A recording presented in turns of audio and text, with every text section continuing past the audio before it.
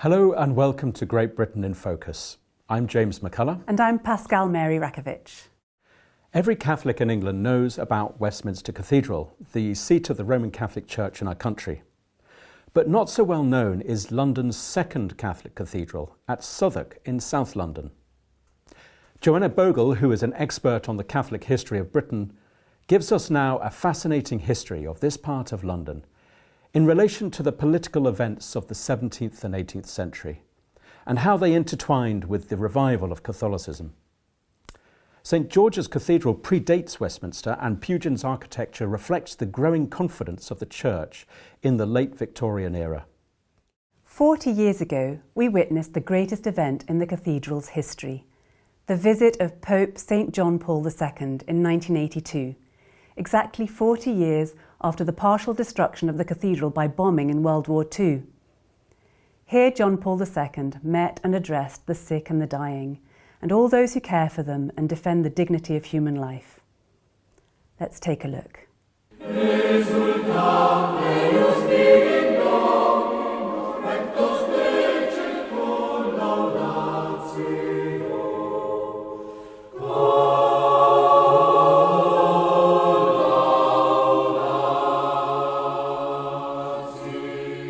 I'm at London's other Catholic cathedral, St George's Cathedral in Southwark.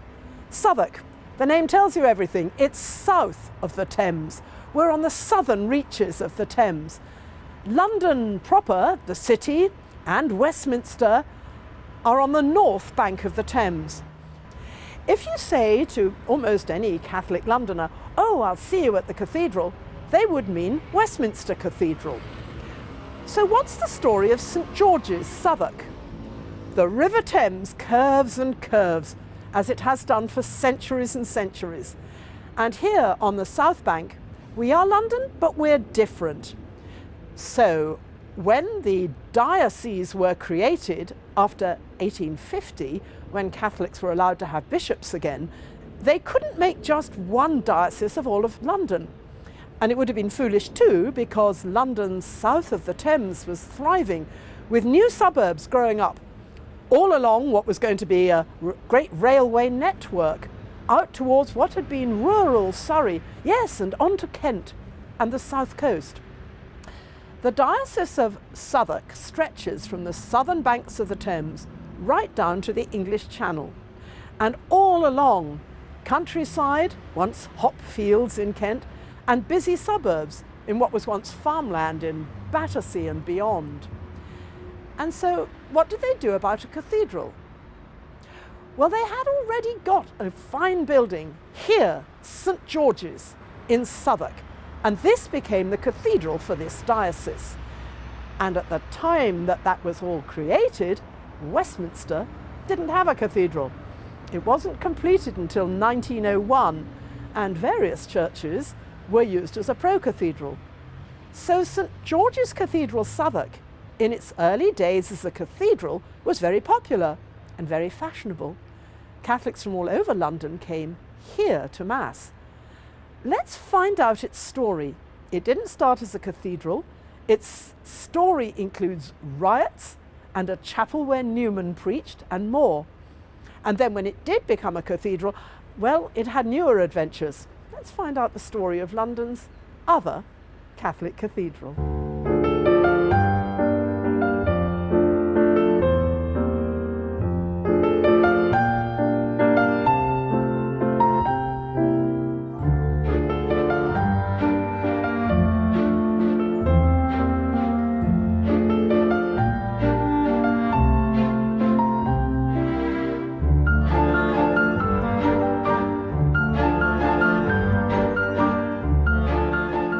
The story of St George's is also the story of Augustus Welby Pugin, the preeminent architect of the 19th century Gothic revival. Most famous for his work on our Houses of Parliament, but also responsible for that whole rediscovery of Gothic architecture that gave us so many glorious churches, Catholic and Anglican, and also affected, oh, you name it, lunatic asylums and hospitals and public lavatories, and perhaps above all, railway stations.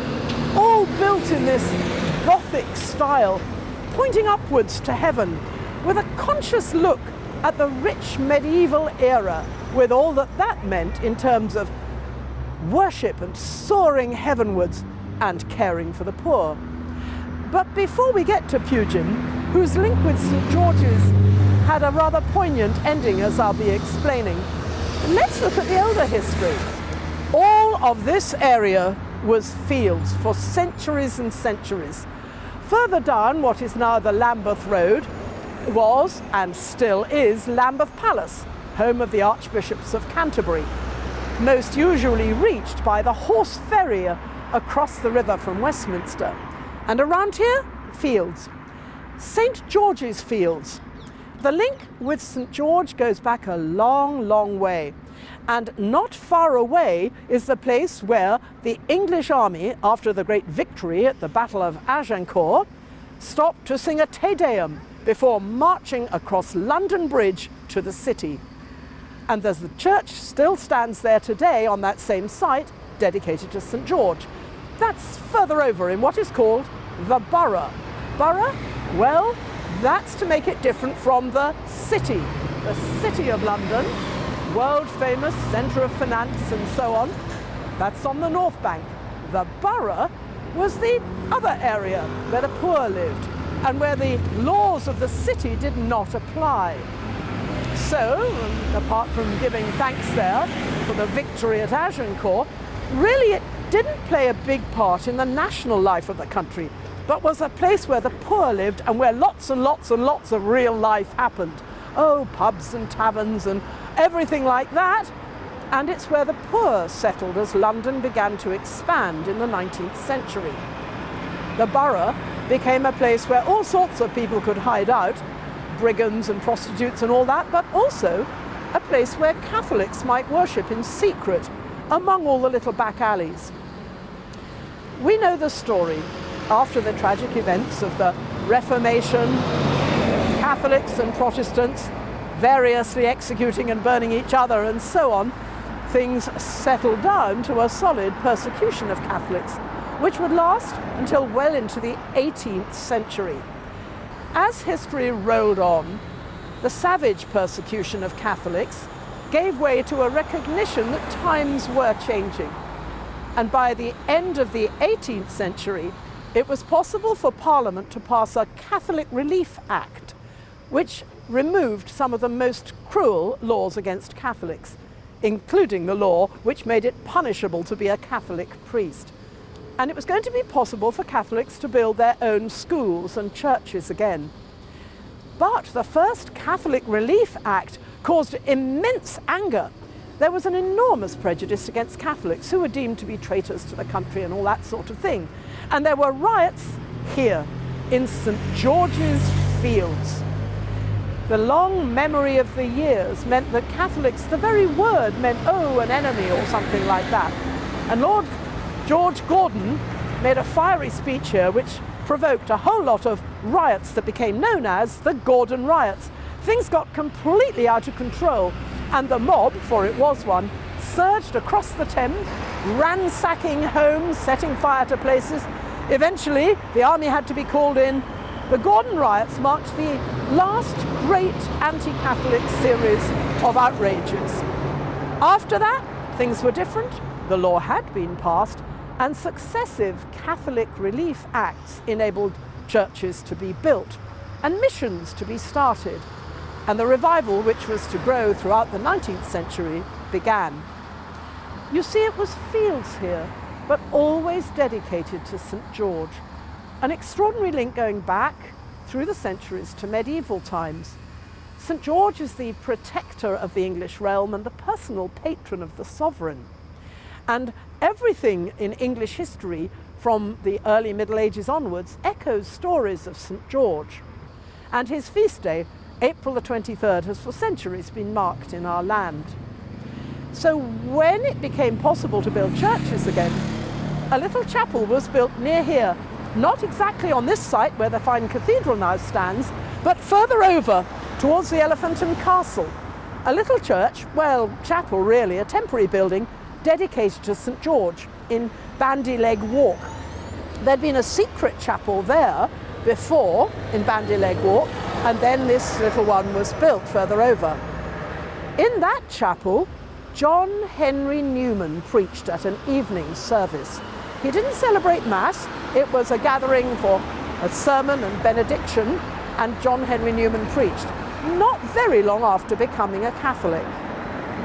People will tell you he preached in this cathedral, but it wasn't built at that point. In that chapel, people came to Mass, people who knew that not very long before it had been illegal to go to Mass and illegal to be a priest. And they packed out that chapel. It was far too small. And so it was necessary to build a church. Not at that stage a cathedral, because England didn't have Catholic bishops and dioceses at that point. So instead, what Pugin designed and Myers, the builder, built was a church, a very fine, soaring Gothic church, and large. And to this church, people came, Catholics, from all over South London, and yes, from north of the Thames. There were very few Catholic churches at that time. And the area around? No longer fields, but certainly not the blocks of flats we have today. A jostling area, not far from the borough, with its alleyways and its rather dark reputation, but somehow a long way from Westminster and Parliament, although geographically not so distant across the Thames. And then beyond, fields, where huge blocks of flats now soar up at the Elephant and Castle. There was a bit of a town beginning, but this area was rural, as it had been for centuries, and was just beginning to change. In due course would come the Tube, the big railway station at Waterloo, named after the famous battle, a victory against the French again, and in due course buses, everything beginning to happen. Let's find out the story about Pugin and Myers. Both have got stories to tell.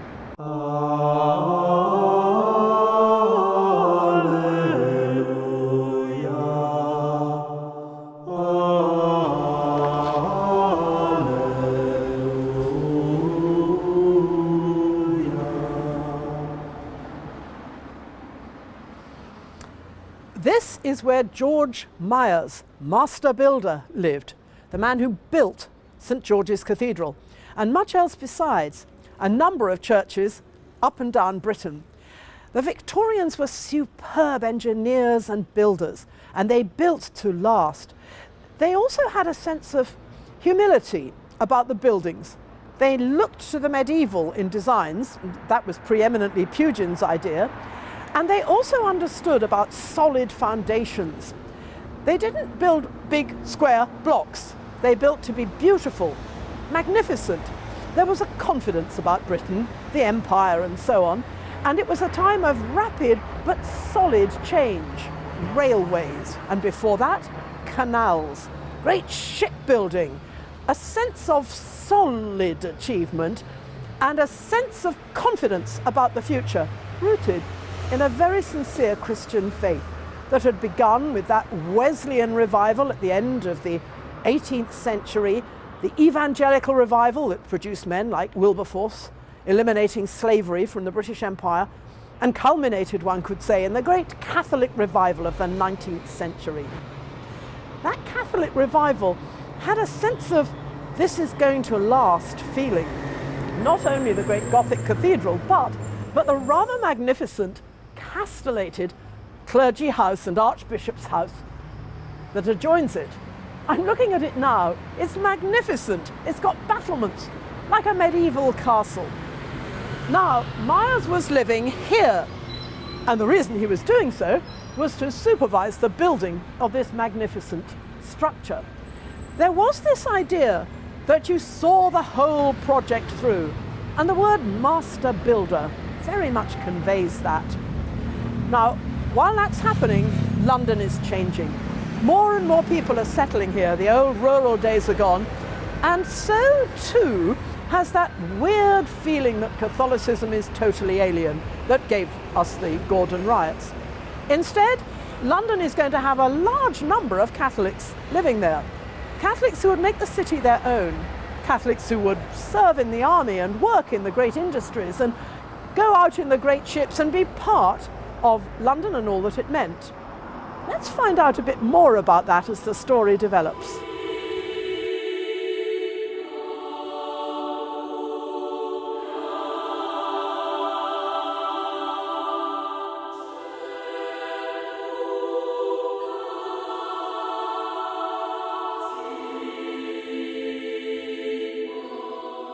Throughout the second half of the 19th century and the first half of the 20th, this cathedral, for so it became in 1850 when the Catholic Church had bishops again, thrived. In fact, in the 19th century it was extremely popular, with people coming from different parts of London because there was no Westminster Cathedral as yet. But the most dramatic end to that quick, thriving, growing time came on the 16th of April 1941, the tail end of the London Blitz. London had been badly thumped by Hitler's bombs in an attempt to invade, and an attempt that failed. And at the tail end of that came the bomb, the incendiary bomb, that destroyed St. George's Cathedral. Only a shell was left. The old high altar was smashed, the fragments of it were put together and are here displayed in this side chapel in the rebuilt cathedral. And the cathedral's roof was gone, burnt, and the cathedral couldn't be used. Temporarily, for the rest of the war, Mass was celebrated in the hall next door. It's now called the Amigo Hall, named after Archbishop Amigo.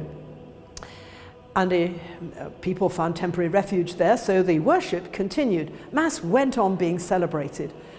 After the war, and thanks to very generous donations, not least from people in America, the cathedral was rebuilt in its Gothic glory.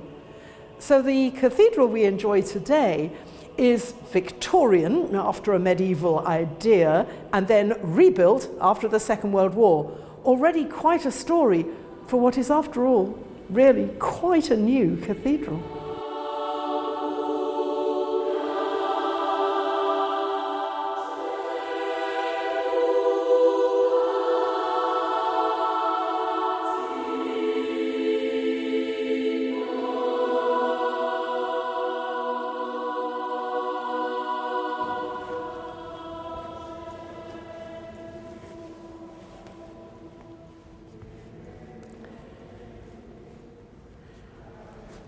Almost exactly 40 years after the saddest day in the cathedral's story, when it was bombed in World War II, came what was definitely a joyful, joyful day.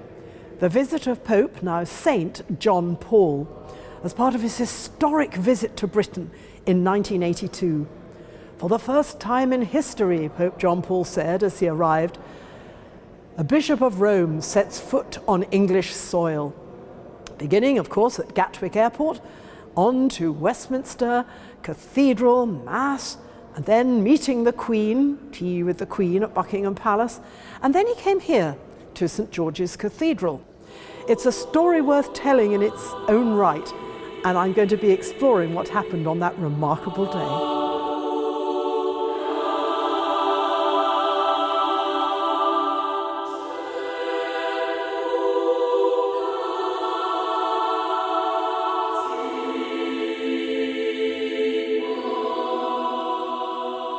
A great day in the history of the cathedral, possibly the greatest in its history, was in 1982 when Pope, now Saint John Paul, came here. It was an extraordinary day that brought together sick people from all across the southeast of England. And one of the people deeply involved was Canon Michael Scanlon. But you weren't a canon then, Father. Tell us about it. No, I was a seminarian. I was on sick leave from the Beda College in Rome, and I was invited by Archbishop Michael Bowen to join the team here at the cathedral in organising the visit of His Holiness Pope John Paul II, now St. John Paul. Wonderful moment, wonderful day. We had over 3,000 people come to the cathedral, and that took some organising. We had to arrange how many were walking sick, how many were stretchers, how many would be sitting outside. and how many wheelchairs would be coming through, how many helpers.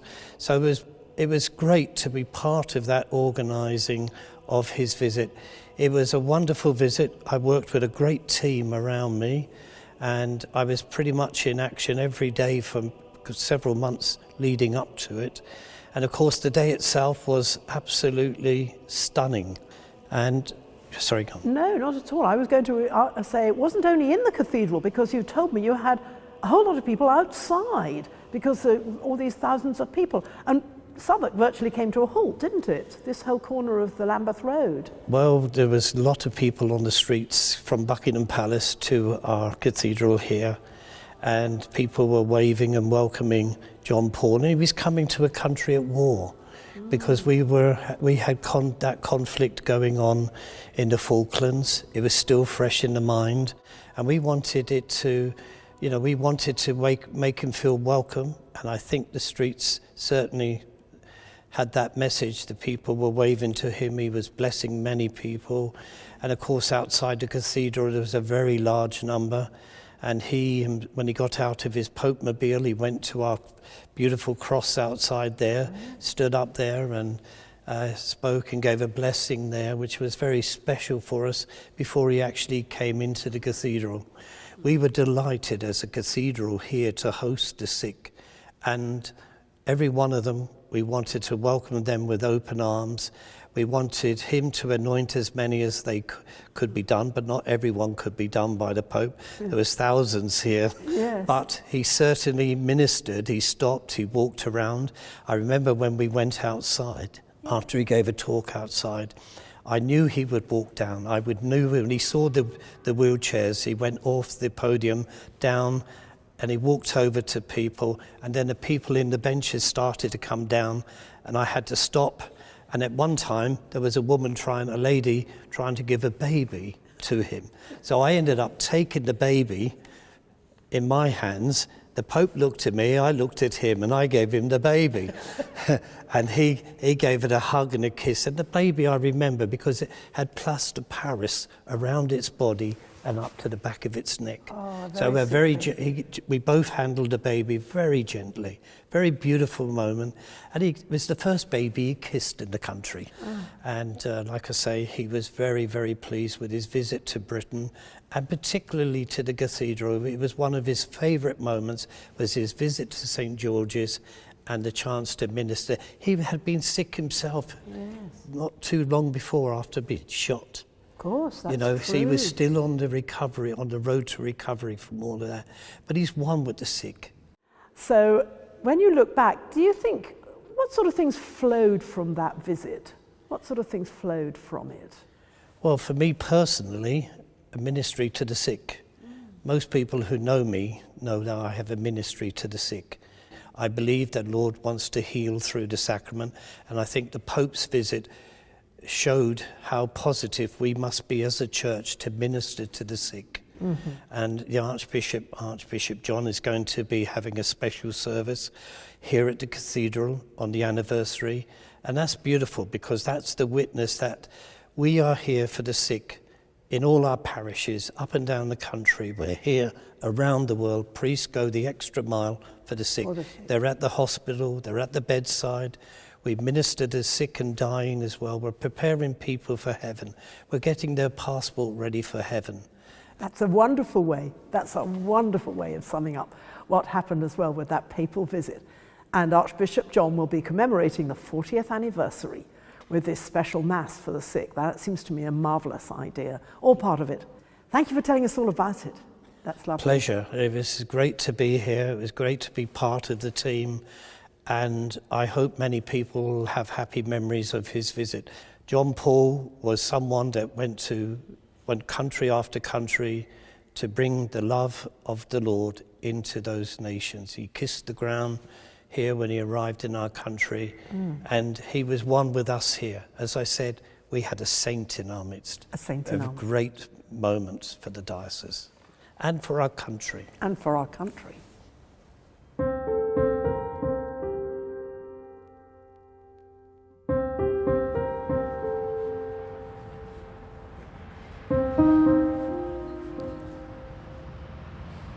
Augustus Welby Pugin was one of the great men of the Victorian era, a brilliant mind and brilliant architectural work. And he lived to see the reward of it too. He was married in the cathedral of which he was the architect. But there was a sad side. With that brilliance of mind came something terribly breakable, something terribly frenetic. And eventually he had to be consigned to a mental asylum. And as it happens, it was this one, the Bethlehem Royal Asylum, almost immediately opposite the cathedral that he had designed. That's the famous place that gives us the name Bedlam. It isn't an asylum for the mentally disturbed now. In the 20th century it became the Imperial War Museum, and it's still the great landmark standing diagonally opposite St George's Cathedral. But there's a rather tender, tragic thought that while poor Pugin was here, he could look out of the window and say, I designed that cathedral opposite. I wonder if people, believed him or were just, we hope, kind to him here.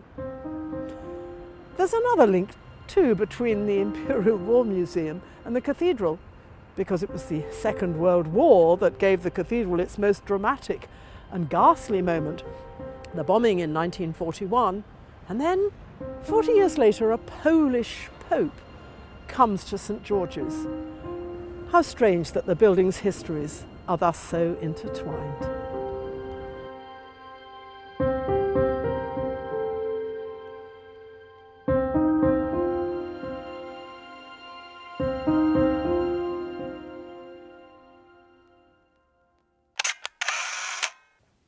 It's interesting that in his address in the cathedral, Pope John Paul II said, I want you to know how I have looked forward to this meeting with you, especially with those of you who are sick, disabled, or infirm.